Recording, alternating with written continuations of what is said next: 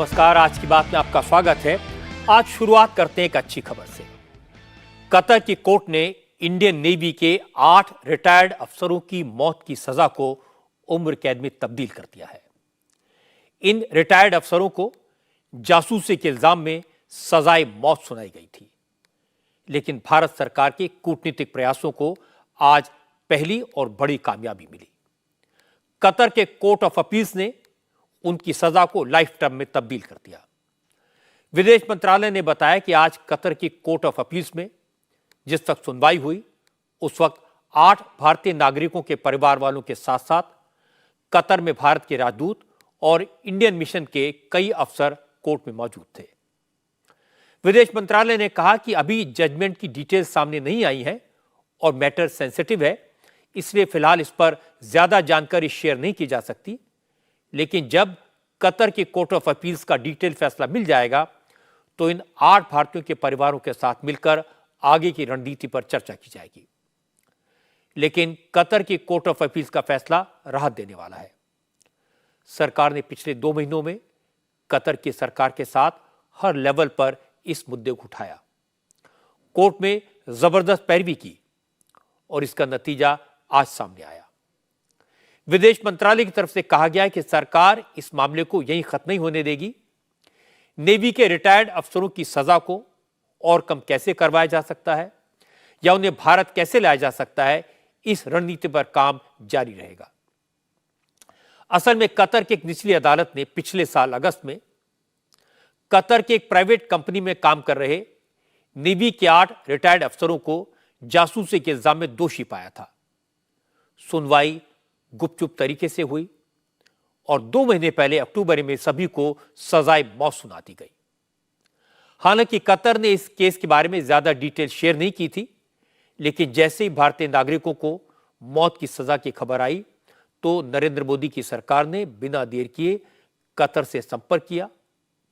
वहां के judicial system के तहत कदम उठाए गए, सजा के खिलाफ अपील की गई और मजबूती से अपना पक्ष रखा और आज ये बड़ी कामयाबी हासिल हुई। डिप्लोमेट्स और डिफेंस एक्सपर्ट्स का कहना है कि अरब मुल्कों से मौत की सजा पा चुके किसी भी व्यक्ति को छुड़वाना या उसकी सजा को कम करवाना बहुत ही पेचीदा मसला होता है और भारत सरकार इसमें कामयाब हुई है। ये कोई छोटी बात नहीं है। भारत ने अपने पूरे राजनयिक स्तर पर, राजनीतिक स्तर पर पूरे तरीके से कोशिश करी मालूम करने के लिए कि बात क्या हुई, और मालूम करने के बाद में जो भी वहाँ कतर के जो अपने वो कोर्ट के वहाँ के जो जुडिशियल सिस्टम के समझ लीजिए न्यायिक प्रणाली है, उसके अनुसार उन लोगों ने वहाँ पर अपील करी, करवाई इनके लोगों के लिए, इनके जो लीगल एक्सपर्ट्स थे। दूसरा, जो भारतीय राजदूत थे उन्होंने जाके वहाँ पे काउंसलर एक्सेस भी ली और पूरे तरीके से फॉलो किया। जब कभी भी अदालत के अंदर इनकी सुनवाई हुई तो एक प्रकार से मैं कहूँगा कि पूरे भारत के तरफ से ये एक चिंता का जो विषय बना था उसको कतर के हर स्तर पर कन्वे भी करा गया कि भाई ये बात अच्छी नहीं रही है, क्योंकि कतर और भारत के हमेशा से रिश्ते वैसे अच्छे रहे थे। तो ये किस तरीके से इस तरह से बातें, हम समझते हैं कि जो उनके कोर्ट ऑफ अपील्स ने 3 बार ये सुनवाई की है और हर सुनवाई में भारत के राजनयिक वहाँ पर मौजूद रहे थे और पूरे तरीके से कोशिश करी गई कि जो भी उनको मदद मिल सकती है लीगल तरीके से पूरे उनको मिलनी चाहिए। हो सकता है कि कुछ और देश भी इसमें बीच में पड़ने की कोशिश कर रहे हों और चाहते हो कि किसी तरीके से भारत के और गल्फ के जो देशों के साथ में, खाड़ी के देशों के साथ में अच्छे संबंध बने हुए हैं कई दशकों से, उनमें किसी तरह से खटास आए। तो मैं समझता हूँ कि ये बहुत आवश्यक है भारत के लिए कि पूरे तरीके से रिश्तों को आगे बढ़ाया जाए। पूर्व विदेश सचिव शशांक ने जो बात कही वो बहुत अहम है। इस मामले में कई देश इंडिया के खिलाफ एक्टिव हो गए थे। वो चाहते हैं कि भारत और गल्फ कंट्रीज के रिश्ते बिगड़े, मोदी सरकार की इमेज खराब हो, क्योंकि 2014 में प्रधानमंत्री बनने के बाद से ही मोदी गल्फ कंट्रीज के साथ, खाड़ी के देशों के साथ भारत के रिश्ते बेहतर बनाने पर जोर देते रहे हैं। सऊदी अरब, यूएई, बहरीन, ओमान और कतर जैसे देशों के साथ भारत के संबंध काफी सुधरे। हालांकि जब पिछले साल अगस्त में कतर के सुरक्षा बलों ने भारत के 8 फॉर्मर नेवी ऑफिसर्स को गिरफ्तार किया, तभी से सरकार इस मामले को कतर के साथ पूरी गंभीरता के साथ उठाती रही। विदेश मंत्रालय की तरफ से सबसे पहले सारे भारतीयों के लिए कॉन्सुलर एक्सेस मांगा गया। कॉन्सुलर एक्सेस मिलने के बाद इंडियन एम्बेसी के अधिकारी इन 8 भारतीयों से जेल में जाकर मिले, उनसे पूरे मामले की जानकारी ली। फैमिली के लोग भी जेल जाकर उन लोगों से मिले और इसके बाद इस मामले को कतर में हाईएस्ट लेवल पर उठाया गया। खुद प्रधानमंत्री नरेंद्र मोदी एक्टिव हुए। इसी महीने की शुरुआत में मोदी जब एनवायरमेंट समिट में हिस्सा लेने दुबई गए तो वहां उन्होंने कतर के अमीर शेख तमीम बिन हमाद अली थानी से मुलाकात की। सूत्रों का कहना है कि बातचीत के दौरान मोदी ने इंडियन सेलर्स की मौत की सजा का मुद्दा भी उठाया। इसके बाद इंडियन डिप्लोमेट्स ने मौत की सजा के खिलाफ कतर की अदालत में अपील करने में परिजनों की मदद की और आज ये रात बड़ी खबर आई। पुराने डिप्लोमेट्स का कहना है कि चूंकि प्रधानमंत्री मोदी के पर्सनल एफर्ट्स है, कतर में हाईएस्ट लेवल पर यह मुद्दा उठाया गया। इसी का नतीजा है कि 8 भारतीय नागरिकों को मौत की सजा से बचाया जा सका। एक्सपर्ट्स का कहना है कि अभी तो मौत की सजा उम्र कैद में तब्दील हुई है, लेकिन ऑप्शंस खुले हैं। हो सकता है सभी भारतीयों को वापस भारत लाने का भी कोई न कोई रास्ता निकल आए।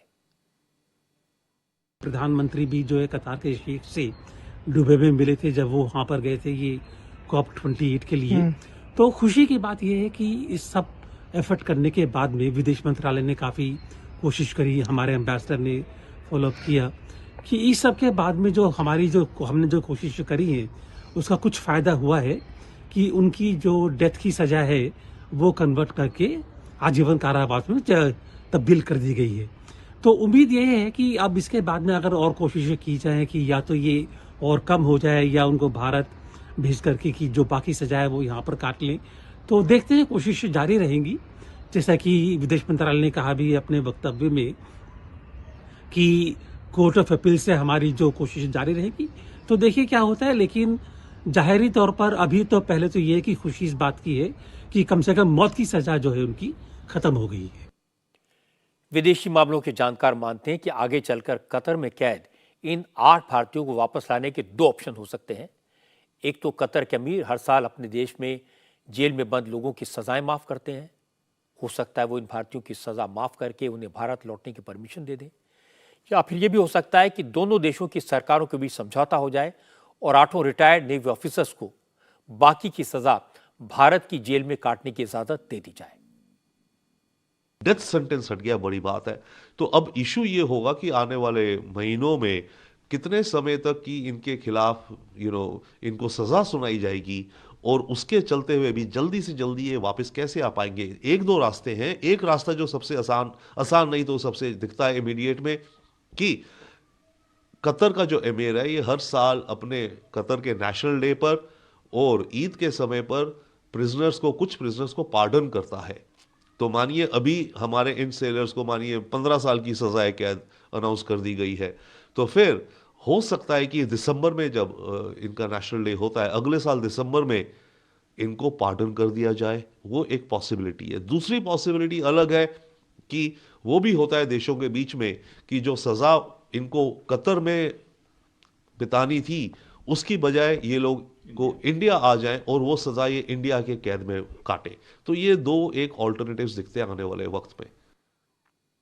भारत के फॉर्मर नेवी ऑफिसर्स को मिली रियायत से नौसेना के पूर्व अधिकारियों को भी राहत मिली है, क्योंकि जिन रिटायर्ड अफसरों को कतर में कैद किया गया है उनमें से कई को अच्छे काम के लिए मेडल भी मिल चुके हैं।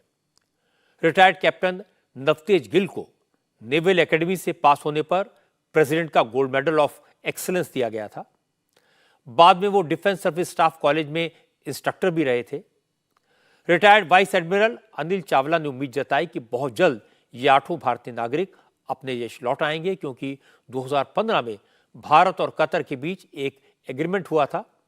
इस समझौते के तहत कतर में सजा काटने वाले भारतीय नागरिकों को और भारत की जेलों में बंद कतर के नागरिकों को सजा काटने के लिए उनके अपने देश भेजने का प्रावधान है। होप तो थी, क्योंकि पूरी भारत सरकार जुट थी, भारत के सारे लोग, उनके सेंटिमेंट्स जो हैं वो लगे हुए थे, और हमारा भारत का और कतार का बहुत नज़दीकी संबंध है, आर्थिक संबंध भी हैं और पीपल टू पीपल संबंध भी हैं, प्रोफेशनल संबंध भी हैं, नौसेना के भी बहुत अच्छे संबंध रह चुके हैं।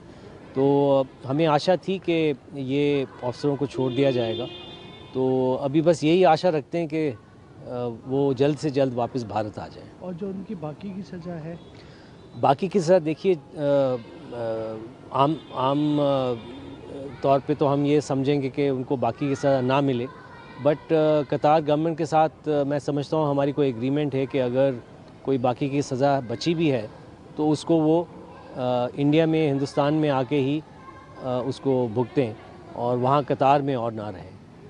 तो यही हम आशा रखते हैं। नेवी के इन 8 रिटायर्ड अफसरों की किस्मत का आखिरी फैसला कतर के अमीर के हाथ में होगा। कतर के अमीर के पास किसी भी अपराधी की सजा माफ करने का अधिकार है। परंपरा के मुताबिक कतर के अमीर रमजान के दौरान सजा माफ करते हैं। सजा माफ करने का एक और मौका कतर का नेशनल डे होता है, जो 18 दिसंबर को पड़ता है। इसलिए इस बार नेशनल डे का ऑप्शन तो सामने नहीं है और रमजान के वक्त का इंतजार करना पड़ेगा।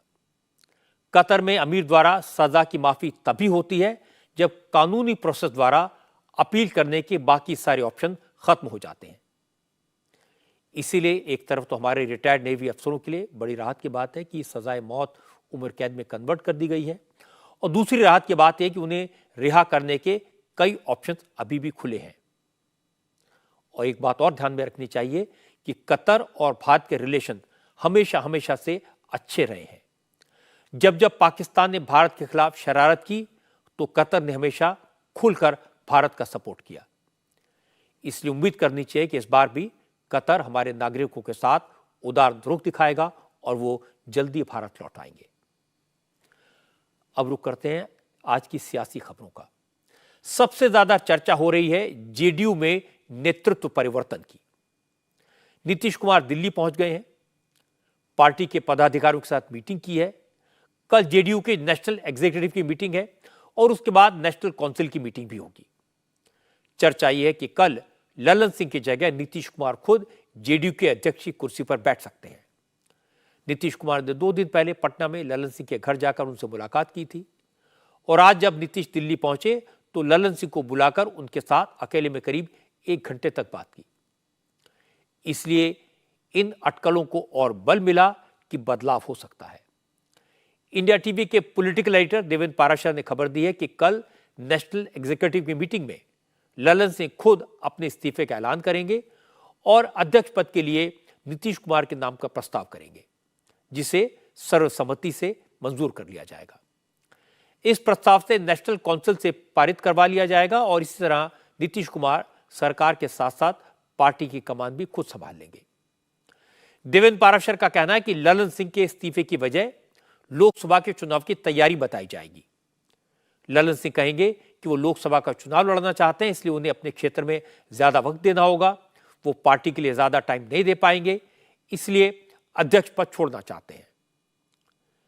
इस बात की चर्चा तो कई दिन से चल रही है कि नीतीश कुमार को लगता है कि ललन सिंह आजकल लालू यादव के ज्यादा नजदीक हो गए हैं, इसलिए नीतीश ललन सिंह से खफा हो गए हैं और अब वो पार्टी का पूरा कंट्रोल अपने हाथ में लेना चाहते हैं। हालांकि जेडीयू के ज्यादातर नेता इस समय नेतृत्व परिवर्तन के बारे में पब्लिकली कुछ नहीं बोल रहे हैं। जब मीडिया के सामने आते हैं तो ये नेता इन खबरों को कोरी अफवाह बताते हैं, लेकिन जेडीयू के विधायक सिद्धार्थ पटेल ने साफ साफ कहा, अध्यक्ष जी लोकसभा का चुनाव लड़ना चाहते हैं, इसलिए उन्होंने पार्टी के अध्यक्ष पद से मुक्त होने की इच्छा जताई है, लेकिन उनको इसकी इजाजत मिलती है या नहीं, इसका फैसला तो पार्टी की मीटिंग में होगा। कोई ऐसा कोई खेला उला नहीं है, ये साधारण बात है। यहाँ संगठन की बात है। जो अभी तो बैठक है, बैठक में मुझे भी बुलाहट है। मैं आज रात ही दिल्ली जाना है मुझे, और वहाँ राज्य परिषद की बैठक में जो अनऑफिशियल बातें हो रही है, जो टीवी पे भी आ रहा है, उसमें है कि हमारे राष्ट्रीय अध्यक्ष चुनाव लड़ना है उनको, इसलिए वो चाह रहा है कि वो फ्री हो जाए कुछ दायित्वों से, और चुनाव में वो अपना लगे हो, यही बात है। लेकिन ये तय ये वहाँ राष्ट्रीय परिषद की बैठक में होगा, अभी कुछ भी बोलना ठीक नहीं है। विपक्ष बोल रहा है कि धोखा दे रहे हैं, पहले आसिफी को दिए, अब ललन सिंह को धोखा दे रहे हैं। ये तो विपक्ष किस आधार पर बोल रहे हैं? आप विपक्ष से बात करें, ऐसा तो धोखा वोखा की कोई बात है नहीं।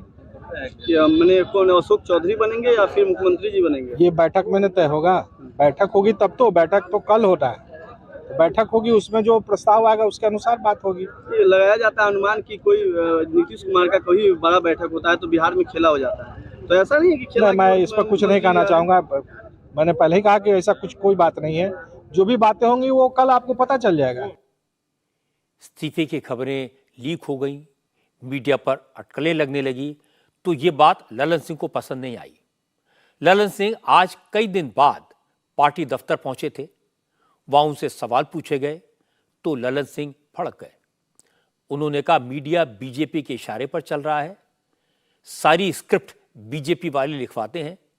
ललन सिंह इतना नाराज हो गए कि वहां मौजूद रिपोर्टर से बोले, अब जब इस्तीफा देने का विचार आएगा तो पत्रकारों को बुलाएंगे, उनसे पूछेंगे, फिर फैसला करेंगे, और इस्तीफा देने से पहले भी मीडिया से पूछेंगे कि पत्र में क्या क्या लिखना है।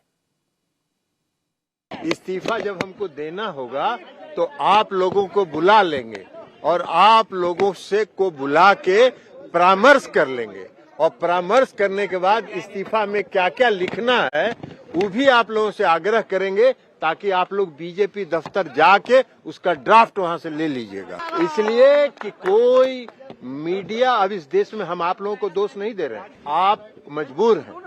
आपके मैनेजमेंट जो है, आपका जो पूरा मैनेजमेंट है वो भारतीय जनता पार्टी के नियंत्रण में है, तो इसलिए भारतीय जनता पार्टी जो नैरेटिव सेट करती है उस नैरेटिव पर आप लोग, आपका मैनेजमेंट आपको इंस्ट्रक्शन देता है, आपको फॉलो करना है, मजबूरी है। तो इसलिए हम आपको दोष नहीं दे रहे हैं। ये पार्टी के राष्ट्रीय कार्यकारिणी की बैठक है, राष्ट्रीय परिषद की बैठक है, नियमित बैठक है, और नियमित बैठक में होती है, उसके लिए आप नैरेटिव सेट कर रहे हैं। तो नैरेटिव जो सेट करना हो आप मैनेजमेंट से बात कर लीजिए और उनको कहिए कि भारतीय जनता पार्टी से बात करके जो नैरेटिव सेट करना हो करते रहें। जनता दल जनता दल जनता दल जनता दल यूनाइटेड एक है और एक रहेगा। आप चाहे जितना भी ताकत लगा लीजिए, और आपके मैनेजमेंट और भारतीय जनता पार्टी जितनी ताकत ली, हम आपसे इस्तीफा देना होगा तो हम आपसे परामर्श कर लेंगे। आजकल जिसके पसंद की खबर अखबारों में या टीवी पर नहीं दिखाई जाती, वो सारा दोष मीडिया को देने लगता है। बाद में जब खबर सही साबित होती है तो फिर बगले झांकने लगता है।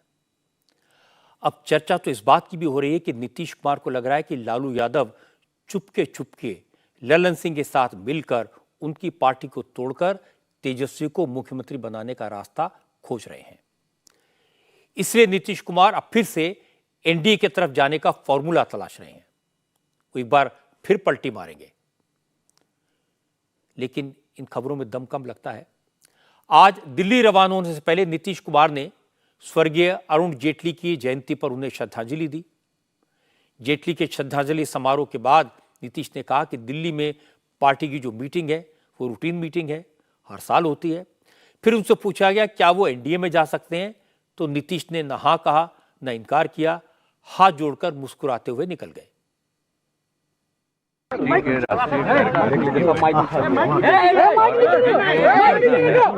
अभी जो जाना है तो हेलीकॉप्टर पर लैंड कर गया, हमको जाना है।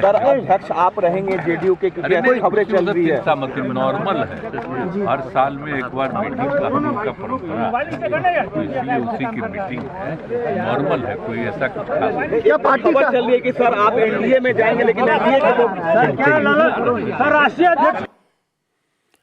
अटकलें लगती रही, अफवाहें उड़ती रहीं। नीतीश कुमार ने सवालों के जवाब नहीं दिए, वो चले गए। लेकिन उनके पीछे पीछे निकले तेजस्वी यादव ने कहा कि बीजेपी जानबूझकर इस तरह की अफवाहें फैलाती है जिससे बिहार सरकार के अच्छे कामों की चर्चा को दबाया जा सके।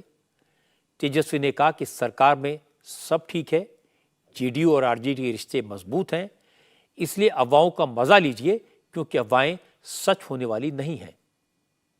एक बात आप लोग को समझना चाहिए, जब भी बड़ा काम राज्य सरकार करती है तो कुछ जो बीजेपी मानसिकता की जो मीडिया है इस तरह की चर्चा छेड़ा करती है।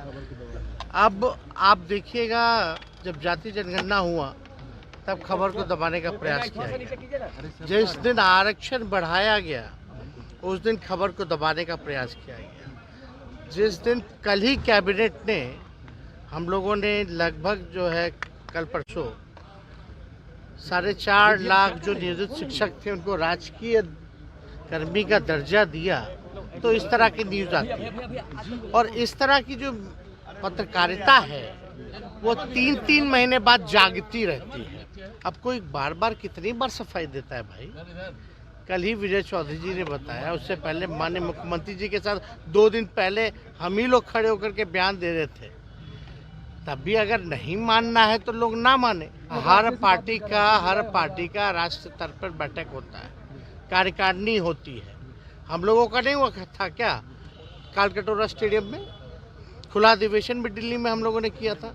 तो इस तरह की बेकार की बातें हैं, लोगों को तुल देना है तो दे। सीट शेयरिंग को लेकर बातें फंसती नजर आ रही है। भाई ये 2 दिन पहले मुख्यमंत्री जी के साथ हम थे ना भाई, राजकीय समारोह में क्या बात हुई कि हो जाएगा, यहाँ कोई दिक्कत नहीं। लेकिन पटना में मौजूद रिपोर्टर्स करें भी तो क्या करें, जिन्हें तेजस्वी बेकार की बातें बता रहे हैं, ऐसी खबरें जेडीयू और आरजेडी के नेता ही रिपोर्टर्स को देते हैं। जैसे नीतीश की टेंशन बढ़ाने वाली एक आज खबर सामने आई। पता लगा कि नीतीश की पार्टी के कुछ विधायक जेडीयू से अलग होकर आरजेडी में शामिल होने का प्लान बना रहे हैं और इसके लिए जेडीयू के 1 दर्जन से ज्यादा विधायकों की एक सीक्रेट मीटिंग भी हो चुकी है। इस मीटिंग में नीतीश सरकार के एक बड़े मंत्री भी शामिल हुए थे। अब इस मीटिंग की कॉन्फर्मेशन तो किसी ने नहीं दी, सिर्फ चर्चा हुई और इस पर कोई बोलने को भी तैयार नहीं है। खबर यह आई थी कि जेडीयू के विधायक पंकज मिश्रा भी इस मीटिंग में शामिल हुए थे। हम तो इतना कर सकते थे कि अपने संवाददाता नीतीश चंद्र से कहें कि पंकज मिश्रा से इसके बारे में पूछें, और जब नीतीश ने पूछा तो पंकज मिश्रा ने कहा यह सब फिजूल की बात है, वो किसी मीटिंग में शामिल नहीं हुए। नीतीश कुमार उनके नेता हैं और नीतीश ही उनके नेता रहेंगे। ये बैठक कहाँ हुई, कब हुई और उसमें क्या बातचीत की आप लोगों ने? देखिए, ये फेक न्यूज है, ये फेक बुक का न्यूज है। यह न्यूज जो है सो माननीय मुख्यमंत्री नीतीश कुमार में पूरे राज्य का आस्था है, पूरे विधायकों की आस्था है। और पूरा विधायक, हम लोग 46 विधायक हैं, 46 के 46 विधायक चट्टानी एकता के साथ माननीय मुख्यमंत्री श्री नीतीश कुमार जी के साथ, माननीय राष्ट्रीय अध्यक्ष श्री राजीव रंजन सिंह ललन सिंह जी के साथ एक साथ हैं, एकजुट हैं। और मैं एक चीज कह देना चाहता हूं कि नीतीश कुमार जब तक हैं इस देश में, तो बगैर नीतीश कुमार के न देश में राजनीति हो सकती है, न पूरे बिहार में राजनीति हो सकती है। इस दिन ये बैठक की बात कही जा रही है, उस दिन आप कहाँ थे? उस दिन मैं अपने क्षेत्र में था और क्षेत्र में हमारा गोविंद पितौजिया एक गांव है, वहाँ 3 को घर जल गया था और मैं उस घर जला हुआ था उसी को मैं देखने गया। और इसके बाद 3 श्राद्ध कर्म था, उस श्राद्ध कर्म में मैं भाग लिया। मैं तो एक दिन भी यहाँ पटना आया ही नहीं, मैं तो रात में पटना आया हूँ। अच्छा, मान लीजिए आप कह रहे हैं ठीक है आप बैठक में शामिल नहीं थे, क्या आपको किसी ने अप्रोच किया जेडीयू की तरफ से किसी तरह की बैठक में शामिल होने के लिए? जेडीयू में इस तरह की कोई बात ही नहीं है। हो सकता है इस तरह की कोई बात ना हो, यह भी हो सकता है कि पंकज मिश्रा इस तरह की किसी मीटिंग में शामिल ना रहे हो। लेकिन अगर धुआं है, कहीं आग तो होगी, कहीं चिंगारी तो सुलगी होगी। जेडीयू के एक और नेता नरेंद्र कुमार सिंह कह रहे थे कि बिहार की राजनीति में सब कुछ ठीक नहीं चल रहा। जेडीयू के ही कुछ करीबी नेता नीतीश कुमार को मिट्टी में मिलाने पर तुले हुए हैं, जेडीयू का विलय आरजेडी में कराने की कोशिश में लगे हैं। नरेंद्र कुमार सिंह जेडीयू के एमएलए रह चुके हैं। उन्होंने कहा कि लालू यादव ने नीतीश को प्रधानमंत्री पद का उम्मीदवार बनाने का सपना दिखाया, तेजस्वी को मुख्यमंत्री बनाने का वायदा करवा लिया और फिर नीतीश को मैदान में छोड़ दिया। नरेंद्र कुमार सिंह ने कहा कि नीतीश को अब सारी बात समझ में आ गई है, लेकिन अब काफी देर हो चुकी है, अब उनके पास एक ही रास्ता है कि वो वापस एनडीए में जाएं। अब देखिए आजकल में खेला होने वाला है। परिस्थिति तो बहुत भयानक बिहार की राजनीति में बन चुकी। नीतीश जी के सलाहकारों ने नीतीश जी के द्वारा लिखे गए इतिहास को उनके ही हाथों से मिटवाने का सार्थक प्रयास कर रहे हैं। उसमें बहुत हद तक वो लोग सफल भी हो चुके हैं। जिस बात की आभास नीतीश जी को काफी देर से लगी, वर्तमान परिवेश में हमें ऐसा महसूस होता है जो नीतीश जी को पुनः एक भूल या एक गलती करनी पड़ेगी। उनको एनडीए में वापस जाना पड़ेगा।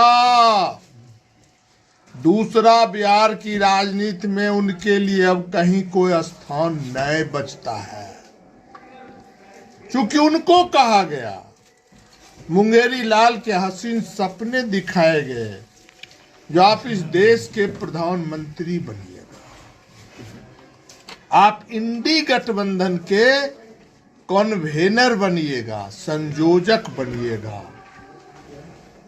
और जिस दिन आप बना देंगे उसी दिन हमारे लाडले को बिहार का सीएम का शपथ आपको दिलाना होगा उसी दिन। और कुछ लोग ऐसे भी थे जो नीतीश जी को संपूर्ण रूप से मिट्टी ही धरा दिया जाए, जो जदयू को आरजेडी में विलय ही करा दिया जाए। और आज नीतीश जी को अफसोस जरूर हो रहा होगा, जो बहुत भयानक हमसे भूल हुई, जो मैंने अपने विश्वास को खो दिया और जयचंद जैसे लोगों को अपने गले से लगा के रखा। अब आपने देखा होगा कि जेडीयू के झगड़े की खबर का सोर्स कौन था, आरजेडी और जेडीयू के बीच टकराव की चर्चा कौन कर रहा था। हालांकि बीजेपी का इस पूरे मामले से कोई लेना देना नहीं है, लेकिन बीजेपी के नेता इस झगड़े का मजा ले रहे हैं। केंद्रीय मंत्री गिरिराज सिंह हर मामले में कूदते हैं। उन्होंने कहा लालू ने अपनी सारी गोटियां फिट कर ली हैं, बस कुछ वक्त की बात है, उसके बाद नीतीश कुमार की मात तय है। फिर नीतीश कुमार न घर के रहेंगे न घाट के। गिरिराज ने कहा कि नीतीश को किसी भी कीमत पर फिर से एनडीए में शामिल नहीं किया जाएगा। आपको लगता है कि लालू यादव जेडीयू के कुछ विधायकों को तोड़कर अपने बेटे तेजस्वी यादव को मुख्यमंत्री बना सकते हैं? बना सकते नहीं है, बनाना तय है। अब नीतीश जी पर है कि बेआबरू होकर निकलते हैं कि बाइज्जत निकलते हैं, विलय कर देते हैं या मुख्यमंत्री बना देते हैं। यही दो ऑप्शन है, नहीं तो सारी गोटी तय है। लालू जी ने उसी दिन सारी गोटियां फिट कर दी थी जिस दिन अवध बिहारी चौधरी जी को स्पीकर बनाए। 5 गो एमएलए घटता है। नीतीश जी के सामने 2 ही ऑप्शन है, या तो जो लोग विलय करा रहे हैं उनकी बात मान ले, या खुद मुख्यमंत्री बना दें तेजस्वी यादव को। नहीं तो पैदल पांव उनके एमएलए आ जाएंगे 10 गो 12 गो लालू के तरफ, स्पीकर हाउस बुला करके इनका 16 नतीजा कर देगा। ये इंद्र भगवान को जाना तय है। इनकी मुख्यमंत्री पद पे अब रहना और निश्चित है। चर्चा ये भी हो रही है कि नीतीश कुमार इंडिया गठबंधन छोड़ भी सकते हैं, क्या ये भी संभावना आप लोग को लग रही है? अब वो क्या करेंगे? इंडिया गठबंधन में उनका कुछ है? अरे बिहार में तो ऐसा हूं, महागठबंधन भर से बीजेपी का चुनाव होता ही है एनडीए का, तो 1 बाय 1 तो है ही। तो वो रह के क्या करेंगे? प्रधानमंत्री इंडिया गठबंधन के संयोजक बने नहीं, वहां कोई जगह नहीं, वहां कोई उम्मीद नहीं, तो क्या घंटी बजाएंगे? बेचारे तो फिर क्या नीतीश कुमार के लिए एनडीए का ऑप्शन खुला है? आपको लगता है एनडीए का दरवाजा खुला है उनके लिए? एकदम चारों दरवाजे बंद है बीजेपी एनडीए का, कहीं एक छेद तक नहीं है। ये वहीं घुट घुट के मरेंगे। बिहार की राजनीति की मुसीबत यह है कि जितने नेता उतनी बातें। अभी तक ये तय नहीं है कि ललन सिंह जेडीयू के अध्यक्ष पद से इस्तीफा देंगे या नहीं, नीतीश कुमार अध्यक्ष बनेंगे या नहीं। आज केसी त्यागी से यह पूछा गया था, उन्होंने कहा आज की मीटिंग की अध्यक्षता ललन सिंह ने की और कल कार्यकारिणी की मीटिंग की अध्यक्षता भी वही करेंगे। लेकिन केसी त्यागी ने यह नहीं बताया कि राष्ट्रीय परिषद की मीटिंग तक ललन सिंह अध्यक्ष रहेंगे या नहीं। और यह बात समझने के लिए नीतीश कुमार की पूरी बैकग्राउंड को देखना जरूरी है। नीतीश कुमार की अब तक की जो राजनीति रही है उसमें इस तरह के कई मौके आए हैं। जब नीतीश कुमार ने जीतनराम मांझी को मुख्यमंत्री बनाया था तो किसी को कानो कान खबर नहीं थी। फिर अचानक जीतनराम मांझी को हटाने की बात शुरू हुई तो नीतीश आखिरी वक्त तक कहते रहे सब बेकार की बात है, वो चीफ मिनिस्टर नहीं बनना चाहते। फिर पार्टी के विधायकों की मीटिंग हुई, नीतीश को नेता चुना गया और नीतीश गवर्नर को चिट्ठी सौंपाए। फिर नीतीश ने आरसीपी सिंह को पार्टी का उपाध्यक्ष बनाया। आरसीपी नीतीश के 20 साल पुराने सहयोगी थे।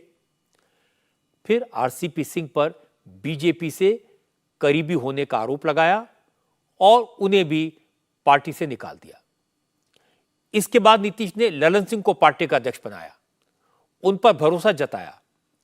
लेकिन नीतीश भूले नहीं कि जब लालू यादव ने कहा था कि नीतीश पर भरोसा ठीक नहीं है क्योंकि नीतीश के पेट में दांत हैं, तब ललन सिंह ने कहा था कि बिहार की राजनीति में वो अकेले ऐसे नेता हैं जो नीतीश के पेट के दांत तोड़ सकते हैं।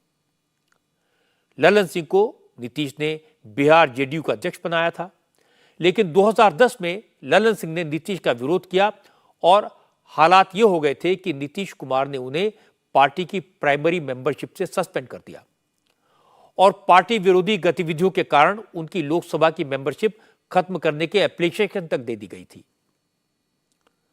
हालांकि 2013 में एक बार फिर नीतीश की ललन से दोस्ती हो गई। 2015 में ललन सिंह ने ही अरुण जेटली की मदद लेकर नीतीश को लालू से अलग किया, उन्हें दोबारा एनडीए में लेकर आए।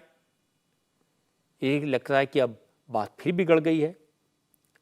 नीतीश अब ललन सिंह पर शक कर रहे हैं, इसीलिए अगर एक बार फिर ललन सिंह को किनारे कर दिया जाए तो किसी को कोई आश्चर्य नहीं होना चाहिए। लोकसभा चुनाव से पहले नीतीश कुमार अपनी पार्टी को दुरुस्त करने में लगे हैं। दूसरी तरफ कांग्रेस भी लोकसभा चुनाव से पहले पार्टी को पूरी तरह गियरअप करने की कोशिश कर रही है। आज कांग्रेस का 139वां स्थापना दिवस है। इस मौके पर कांग्रेस ने नागपुर में बड़ी रैली का आयोजन किया। इस रैली की टैगलाइन दी गई थी, हैं तैयार हम। मल्लिकार्जुन खड़गे और राहुल गांधी समेत देश भर में कांग्रेस के जितने भी बड़े नेता हैं वो सब एक मंच पर मौजूद थे। हालांकि ये कहा गया कि सोनिया गांधी की तबीयत ठीक नहीं है इसलिए वो नहीं आई हैं, और फिर यह भी बताया गया कि प्रियंका गांधी के घर में किसी की तबीयत ठीक नहीं है इसलिए उनका नागपुर जाने का प्रोग्राम भी आखिरी वक्त में कैंसिल हो गया। सोनिया और प्रियंका की गैर मौजूदगी थी। कांग्रेस के नेताओं ने कार्यकर्ताओं में जोश भरने की पूरी कोशिश की। सबसे पहला चांस लिया मल्लिकार्जुन खड़गे ने। उन्होंने आरएसएस, बीजेपी और नरेंद्र मोदी पर तीखे हमले किए। खड़गे ने कहा आरएसएस ने देश को बर्बाद कर दिया, मोदी आरएसएस का झंडा लेकर चलते हैं, महंगाई, बेरोजगारी और नफरत बढ़ रही है, गरीब गरीब हो रहा है, देश का पैसा कुछ अमीरों के पास पहुंचाया जा रहा है। खड़गे ने कहा अगर सत्ता से बीजेपी को न हटाया गया तो देश गर्त में चला जाएगा। खड़गे ने एक और बात कहा भले ही कांग्रेस 3 राज्यों में चुनाव हार गई हो लेकिन वो डरने वाली नहीं है, वो बीजेपी से लड़ती रहेगी। हमारे पीछे आरएसएस का बंगला है, क्योंकि आरएसएस भी जो पैदा हुई यहीं से हुई और आज यही आरएसएस देश को बर्बाद कर रही है। मोदी आरएसएस का झंडा लेके आगे जा रहे हैं और उसके पीछे आरएसएस है।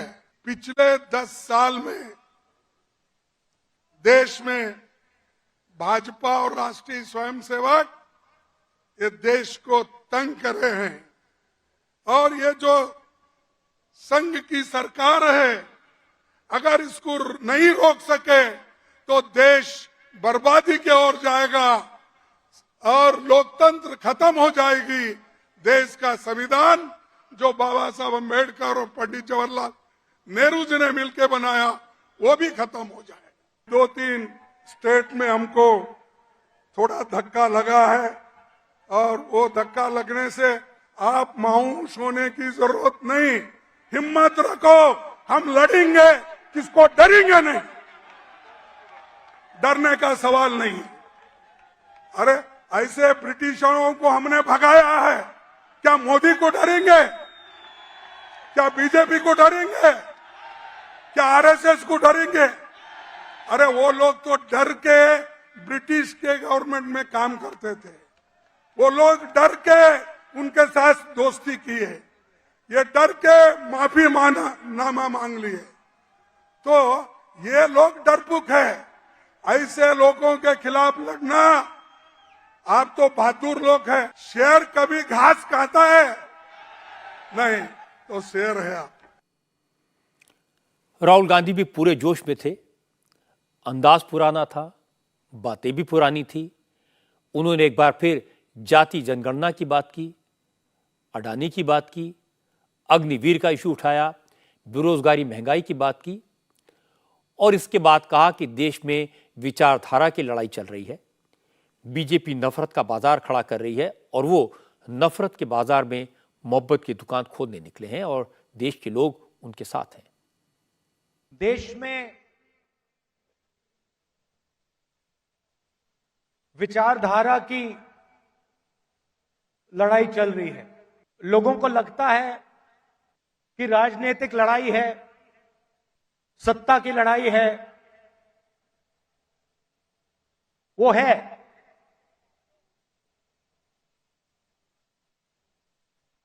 मगर इस लड़ाई की नींव जो है वो विचारधारा की है। उनकी विचारधारा राजाओं की विचारधारा है, किसी की सुननी नहीं, ऑर्डर ऊपर से आएगा, आपको ऑर्डर का पालन करना पड़ेगा। कांग्रेस पार्टी में आवाज नीचे से आती है। हमारा छोटा सा छोटा कार्यकर्ता हमारे किसी भी नेता को टोक सकता है, तो आप बब्बर शेर हो, आपको किसी से नहीं डरना, आप नहीं डरते हो, आप बब्बर शेर हो और आपकी विचारधारा की लड़ाई है, आपके दिल की लड़ाई है। कांग्रेस की नागपुर रैली पर बीजेपी की भी नजर थी।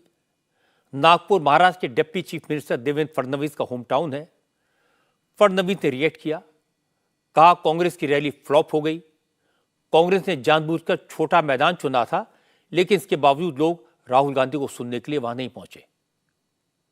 उन्होंने इसको महारैली कहा था, लेकिन ये सूक्ष्म रैली हो गई, क्योंकि छोटे ग्राउंड में रैली लेने के बावजूद भी आधा मैदान खाली रहा, कुर्सियां खाली रही और राहुल गांधी इनका भाषण सुनने के लिए लोग रुके नहीं, उन्होंने जाना शुरू कर दिया।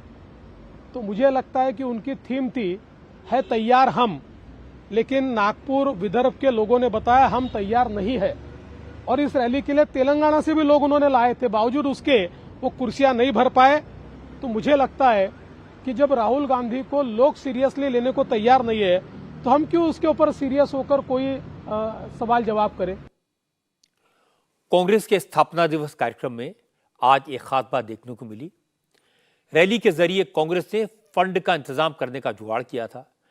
जगह जगह खरगे, सोनिया, राहुल, प्रियंका के जो कटआउट लगे थे, उनके साथ साथ क्यूआर कोड वाले कटआउट भी लगाए गए थे। कांग्रेस की रैली में हर कुर्सी के पीछे भी क्यूआर कोड वाले स्टिकर लगे थे। लोगों से कहा जा रहा था कि वो फोन निकालें, क्यूआर कोड को स्कैन करें, कांग्रेस को दान दें। रैली में बार बार इसका अनाउंसमेंट किया जा रहा था। कुर्सियों के पीछे लगे हुए जो क्यूआर कोड हैं, उसे अपने मोबाइल फोन से उसका फोटो लेकर उसे क्लिक करें, एक लिंक खुलेगी और उस लिंक पर आप आईएनसी के नाम पर डोनेशन अनुदान दे सकते हैं। राहुल गांधी और मल्लिकार्जुन खड़गे जब स्टेज पर आए तो दान देने वाले 5 लोगों को उन्होंने सर्टिफिकेट भी दिए। कांग्रेस की आज की रैली का संकेत एक बार फिर वही था कि पार्टी की इस बार की चुनावी रणनीति एक बार फिर राहुल गांधी के आसपास केंद्रित रहेगी। आपको याद होगा जब नीतीश कुमार ने इंडिया अलायंस बनाया था, लालू यादव से उसमें तड़का लगाया था, नीतीश को दिल्ली भेजने का प्लान बनाया था, लेकिन पहली मीटिंग के बाद कांग्रेस ने गठबंधन को हाईजैक कर लिया। हिमाचल और कर्नाटक में जीत से उत्साहित कांग्रेस ने राहुल गांधी को एंटी मोदी मोर्चे का सेंटर पॉइंट बनाने की तैयारी शुरू कर दी थी, लेकिन मध्य प्रदेश, राजस्थान और छत्तीसगढ़ में कांग्रेस की हार ने इस प्लान को पंचर कर दिया और रही सही कसर ममता बनर्जी और अरविंद केजरीवाल ने मल्लिकार्जुन खड़गे का नाम सजेस्ट करके पूरी कर दी। इन दोनों की बात ने कांग्रेस को चौंका दिया, इसलिए फिर से तैयारी शुरू हुई। आज कांग्रेस के स्थापना दिवस के मौके पर रैली का पूरा फोकस राहुल गांधी पर था। कल ही राहुल की भारत जोड़ो यात्रा के दूसरे चरण का ऐलान किया गया था। राहुल के रीलॉन्च की कुछ और झलकियां आपको आने वाले दिनों में देखने को मिल सकती हैं। वैसे इंटरेस्टिंग बात यह कि नागपुर में जिस वक्त कांग्रेस की रैली शुरू हुई थी, उसी वक्त महाराष्ट्र में सीटों का झगड़ा चल रहा था। चूंकि उद्धव ठाकरे की शिवसेना ने महाराष्ट्र की 48 में से 23 सीटों पर अपना दावा ठोक दिया है, इसके जवाब में आज कांग्रेस के नेताओं ने कहना शुरू कर दिया कि उद्धव ठाकरे की शिवसेना और शरद पवार के एनसीपी दोनों पार्टियां टूट चुकी हैं, दोनों की ताकत खत्म हो गई है। अब मजबूत विपक्ष के तौर पर सिर्फ कांग्रेस है, इसलिए शिवसेना और एनसीपी को जल्दबाजी दिखाने के बजाय ग्राउंड रियलिटी समझनी पड़ेगी। कांग्रेस की तरफ से संजय निरुपम ने कहा, अगर बीजेपी को हराना है तो कांग्रेस को हल्के में लेना ठीक नहीं होगा। भले ही दुर्भाग्यपूर्ण घटना है, लेकिन सच है कि कांग्रेस और ये शिवसेना बिखर गई। शिवसेना से कई बड़े बड़े नेता कार्यकर्ता छोड़ करके चले गए। बिल्कुल उसी तरीके से एनसीपी भी बिखर गई, उसके भी कई बड़े नेता कार्यकर्ता छोड़ के चले गए। तो सचमुच आज इस समय शिवसेना का वोट कितना है और एनसीपी का वोट कितना है, या पवार साहब के पास कितने एनसीपी के वोट बचे हैं, ये किसी को नहीं मालूम है। लेकिन कांग्रेस पार्टी का कितना वोट है सबको मालूम है। कांग्रेस पार्टी कोई छोड़कर नहीं गया है। कांग्रेस पार्टी एक मजबूती से अपनी जगह पे खड़ी है। तो ऐसे में कांग्रेस को कम आंकने या अंडर एस्टिमेट करना मुझे लगता गलत होगा। मैंने भी देखा कि शिवसेना के साथी ने 23 सीटें मांग ली है, तो मुझे तो लगता पूरे के पूरे 48 सीटें मांग ले वो। जब बीजेपी को हराना है तो एक दूसरे को डराने की धमकी नहीं देनी चाहिए। सामना में लिख लिख करके शिवसेना और बीजेपी का रिश्ता बर्बाद कर दिया गया। अब कांग्रेस के साथ भी अगर रिश्ता बर्बाद करना है तो रोज सामना में हमको गाली देते रहिए। एंटी मोदी विरोधी मोर्चे के अलायंस को लेकर एक खबर उत्तर प्रदेश से भी आई, डराने धमकाने की बात आई। कांग्रेस के कई नेता चाहते हैं कि अलायंस में मायावती को शामिल किया जाए। ये बात कांग्रेस के उत्तर प्रदेश यूनिट के नेता कई बार कह चुके हैं। तो आज मायावती की पार्टी की तरफ से इसका जवाब आया। बीएसपी के सांसद मलूक नागर ने कहा, यह तो सही है कि अगर बीएसपी इन मोदी विरोधी दलों के गठबंधन में शामिल होती है तो इससे बीजेपी के खिलाफ लड़ाई में ताकत मिलेगी, लड़ाई मजबूत होगी। लेकिन बीएसपी शामिल हो इसके लिए 2 शर्तें हैं। पहली, कांग्रेस को मायावती से माफी मांगनी होगी, क्योंकि कांग्रेस ने राजस्थान, उत्तराखंड और मध्य प्रदेश में बीएसपी के उम्मीदवारों को तोड़ा था। और दूसरी बात, मायावती को विरोधी दलों के गठबंधन की तरफ से प्रधानमंत्री पद का उम्मीदवार घोषित करना होगा। कांग्रेस ये 2 शर्तें पूरी करे, इसके बाद एंटी मोदी मोर्चे में शामिल होने पर बीएसपी विचार करेगी। कांग्रेस आगे निकल के आए, लीडरशिप करे सारी पार्टियों की और माफी मांगे उठा करके। जो राजस्थान में 6 विधायक तोड़ के ले गए, मध्य प्रदेश में 7 विधायक तोड़ के ले गए, उत्तराखंड में 3 विधायक तोड़ के ले गए, माफी मांगे। और ये दलित प्रधानमंत्री की बात कर रहे हैं, तो कुमारी बहन मायावती जी को दलित होने के नाते या पिछड़ों की हमेशा वकालत करती है इसके नाते प्रधानमंत्री का कैंडिडेट बनाएं, तो मुझे लगता है फिर जाकर के बीजेपी को हराया जा सकता है। पर इसका अधिकार केवल और केवल 1 से लेकर 100 तक कुमारी बहन मायावती जी के पास है। पर मुझे उम्मीद अगर ये माफी मांग लेंगे, वो बहुत बेहतरीन इंसान है, माफ कर देती हैं दिल से और फिर एक अच्छी सोच के साथ दोबारा शुरुआत शुरू कर देती हैं। कांग्रेस माफी मांग ले और ये ऑफर दे दे प्रधानमंत्री कैंडिडेट हमारा है, तो शुरुआत हो जाएगी और वाकई पूरे देश में फिर बीजेपी से चुनाव लड़ा जा सकता है। अगर नहीं हुआ तो मेरे हिसाब से कुछ है नहीं, जो ये सो कॉल्ड इंडिया गठबंधन है, ये भी थोड़े दिन बाद जो 30 तक का अल्टीमेटम दे रखा 4 दिन बाद, ये भी टूट के ये भी बिखर जाएंगे और जोड़ने की तो बात ही छोड़ दो। इसीलिए पहले दिन से इसमें हम थे नहीं। एक पुरानी कहावत है, न नौमन तेल होगा न राधा नाचेगी। न कांग्रेस मायावती से माफी मांगेगी, न मायावती को प्रधानमंत्री पद का उम्मीदवार घोषित करेगी और न मायावती विरोधी दलों के गठबंधन में शामिल होगी। अखिलेश यादव तो साफ कह ही चुके हैं, अगर बीएसपी को अलायंस में शामिल किया गया तो समाजवादी पार्टी गठबंधन का हिस्सा नहीं रहेगी। वैसे भी इंडिया अलायंस में प्रधानमंत्री पद के दावेदारों की कमी नहीं है।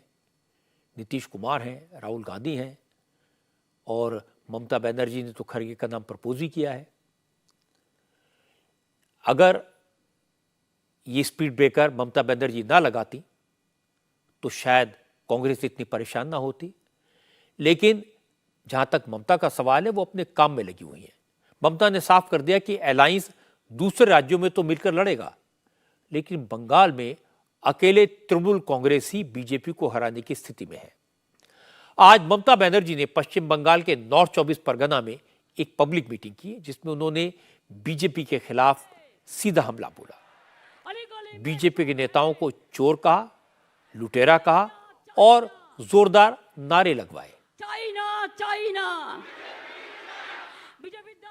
इसके बाद ममता बनर्जी ने कहा, बीजेपी बंगाल में बहुत ताकत लगा रही है, लेकिन लोगों को ध्यान रखना होगा कि अगर गलती से बंगाल में बीजेपी ज्यादा सीटें जीत गई, बीजेपी की ताकत बढ़ गई, तो बीजेपी लोगों का जीना दुश्वार कर देगी, सीएए लागू करेगी, माहौल खराब करेगी। इसलिए बीजेपी को पैर नहीं जमाने देना। ममता ने कहा, तृणमूल कांग्रेस ही बंगाल में बीजेपी को रोक सकती है, इसलिए दूसरी पार्टियों को बाकी राज्यों में ताकत लगानी चाहिए। आज आप कुर्सी पर हैं, कल नहीं रहेंगे। इतना अहंकार, इतना अभिमान ठीक नहीं। पूरे भारत में इंडिया अलायंस रहेगा और बंगाल में तृणमूल कांग्रेस लड़ेगी। तृणमूल कांग्रेस ही बीजेपी को हरा सकती है और पूरे भारत को रास्ता दिखा सकती है, और कोई पार्टी नहीं कर सकती। लगता है कि बंगाल में बीजेपी की बढ़ती ताकत और बीजेपी नेताओं के बंगाल पर फोकस से ममता परेशान है। ममता की टेंशन की वजह लेफ्ट फ्रंट भी है। ममता बिल्कुल नहीं चाहती थी कि विरोधी दलों के गठबंधन में लेफ्ट फ्रंट को रखा जाए। ममता का कहना है कि लेफ्ट के नेता बीजेपी की मदद करके बंगाल में उनको कमजोर करना चाहते हैं। ममता की चिंता महिषादल ब्लॉक की सहकारी कृषि कल्याण समिति के चुनाव के नतीजों ने बढ़ा दी।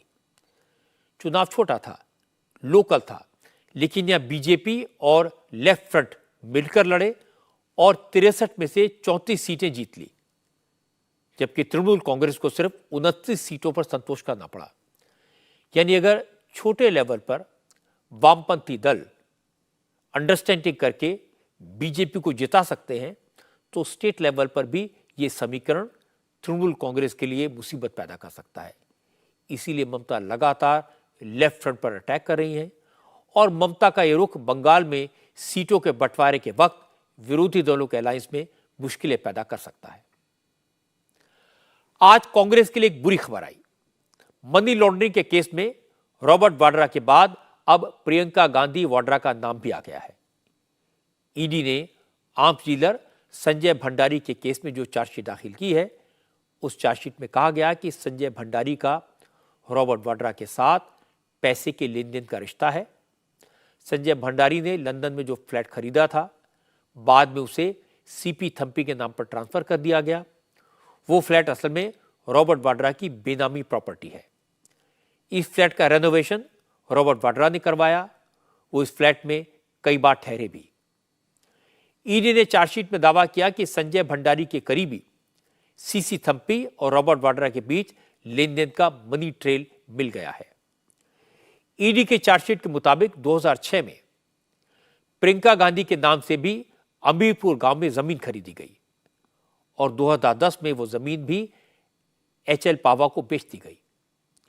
ईडी के मुताबिक एचएल पावा सीसी थम्पी का करीबी है और सीसी थम्पी संजय भंडारी का राइट हैंड मैन है।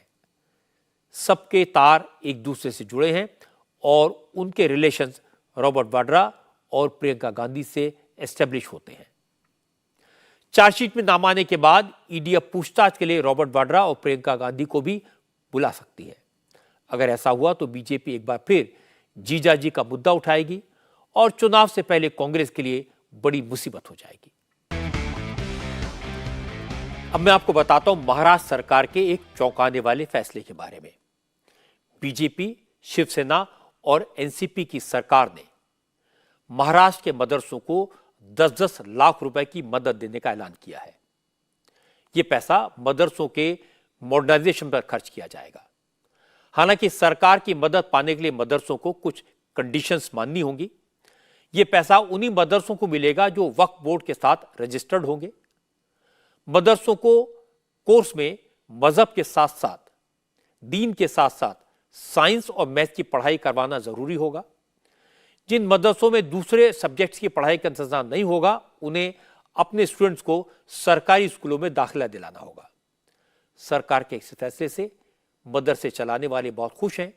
उनका कहना है कि इससे मदरसे में पढ़ने वाले छात्रों का भविष्य संवारने में उन्हें बहुत मदद मिलेगी। ये बहुत अच्छा कदम है और बहुत अच्छी पहल है। मदरसों में हमारे दीनी तालीम के साथ साथ असरी तालीम पे जोर देने के लिए महाराष्ट्र सरकार ने और सेंट्रल गवर्नमेंट सरकार, हमारी इज्जत माप नरेंद्र मोदी साहब ने अगर ये कदम उठाया है तो हम उसका बहुत बहुत शुक्रिया अदा करते हैं। बच्चे जो हमारी दीनी तालीम हासिल करते हैं उन्हें असली तालीम मिलेगा और वो आगे बढ़ेंगे और उसके साथ साथ हमारा देश आगे बढ़ेगा, मुल्क आगे बढ़ेगा, तरक्की होगा और मदरसे भी आगे जाएंगे, तरक्की करेंगे। बच्चों का मुस्तकबिल और भविष्य बहुत बेहतर और बहुत रोशन रहेगा। लेकिन कुछ मौलानों ने कहा कि मदरसों को सरकार की खैरात नहीं लेनी चाहिए। रजा एकेडमी के अध्यक्ष मौलाना सईद नूरी ने कहा, सरकार पैसा देगी तो मदरसों का कंट्रोल अपने हाथ में ले लेगी, फिर मजहबी तालीम पर रोक लगाएगी। इसलिए मदरसों को सरकार का ऑफर ठुकरा देना चाहिए। हुकूमत जब मदद देगी तो अपने शराइत रखेगी और उन शराइत पर अमल करवाएगी। इसलिए लोग मना करते हैं कि हुकूमत की शर्तों पर पैसे नहीं लेना चाहिए और उनकी फिर वो अपने तौर पे चलाएंगे। जब पैसा देंगे तो अपने तौर पे चलाएंगे कि ये भी होना चाहिए, ये भी होना चाहिए, ऐसा भी होना चाहिए, वैसे भी होना चाहिए। तो ये दीनी मदारिस हैं, वहाँ पर दीन सिखाया जाता है। लिहाजा मुहतात उलमा जो हैं वो मना करते हैं कि किसी भी तरीके से हुकूमत की जानिब से जो मदद मिले उसको कबूल ना किया। हुकूमत जो नचाती है ना, रजिस्ट्रेशन होना और शफाफियत होना, हिसाब किताब देना, वो तो बहुत अच्छी बात है, लेकिन वो पैसा दे के नकेल डालती है। वो जो एक खुद मुख्तारी है वो खत्म हो जाएगी। मदरसों के लिए फंड देने का फैसला अच्छा है। मदरसों की बेहतरी के लिए सरकार को मदद करनी चाहिए। मदरसों में कंप्यूटराइजेशन हो, मैथ्स पढ़ाया जाए, साइंस पढ़ाई जाए, इससे बच्चों का भविष्य सुधरेगा। ये अच्छी बात है। इस बात ने चौंकाया इसलिए कि यह फैसला उस सरकार ने लिया जिसमें शिवसेना और बीजेपी शामिल है। लेकिन वजह जो भी हो, अगर सरकार की नीयत साफ है, अगर सरकार का मकसद मुस्लिम बच्चों को मॉडर्न एजुकेशन देना है, तो फिर मौलाना और मौलवियों को इसका विरोध नहीं करना चाहिए। सरकार को चांस देना चाहिए। अगर मदरसों में दीनी तालीम के साथ साथ मॉडर्न एजुकेशन बच्चों को दी जाती है तो इससे बच्चों का भविष्य सुधरेगा। और अब बात दहशतगर्द हाफिज सईद की। भारत सरकार ने पाकिस्तान से कहा है कि हाफिज सईद एक ग्लोबल टेररिस्ट है और उसे भारत के हवाले कर दिया जाए। विदेश मंत्रालय ने हाफिज सईद के एक्स्ट्रेडिशन के लिए एक फॉर्मल एप्लीकेशन पाकिस्तान को दी है। और कहा है कि हाफिज सईद भारत में कई आतंकवादी हमलों में वांटेड है, इसलिए पाकिस्तान की हुकूमत हाफिज सईद को भारत के हवाले कर दे। विदेश मंत्रालय ने पाकिस्तान को जो फॉर्मल रिक्वेस्ट भेजी है उसमें कहा है कि हाफिज सईद को भारत को सौंपने की कानूनी प्रक्रिया, लीगल प्रोसेस जल्दी से जल्दी शुरू कर दिया जाए। लश्कर तैयबा के फाउंडर हाफिज सईद अप्रैल 2022 से हाउस अरेस्ट है, अपने घर में ही नजरबंद है। उसे टेरर फाइनेंसिंग के 2 मामलों में 31 साल कैद की सजा सुनाई गई है। 2008 के मुंबई हमलों के बाद पाकिस्तान ने इंटरनेशनल प्रेशर में आकर कई बार हाफिज सईद को गिरफ्तार किया, मगर हर बार वहां की अदालतों ने उसे रिहा कर दिया। अमेरिका ने हाफिज सईद के ऊपर $1 करोड़ का इनाम घोषित किया हुआ है, लेकिन लश्कर जैसा आतंकवादी संगठन चलाने के बावजूद पाकिस्तान की हुकूमत ने उसे जेल में डालने के बजाय घर में रहने की परमिशन दे रखी है। पाकिस्तान दुनिया को दिखाने के लिए हाफिज सईद को आतंकवाद के केस में 31 साल की सजा सुना सकता है, लेकिन सब देखते हैं कि हाफिज सईद खुलेआम घूमता है। उसने पॉलिटिकल पार्टी बनाई है, उसका बेटा चुनाव लड़ने का ऐलान कर चुका है। इसलिए यह उम्मीद करना तो बेकार है कि पाकिस्तान हाफिज सईद को आसानी से भारत के हवाले कर देगा। हाफिज सईद को भारत लाने के लिए उंगली टेढ़ी करनी पड़ेगी। आज की बात में इतना ही। मेरी आपसे अगली मुलाकात होगी कल रात 9 बजे।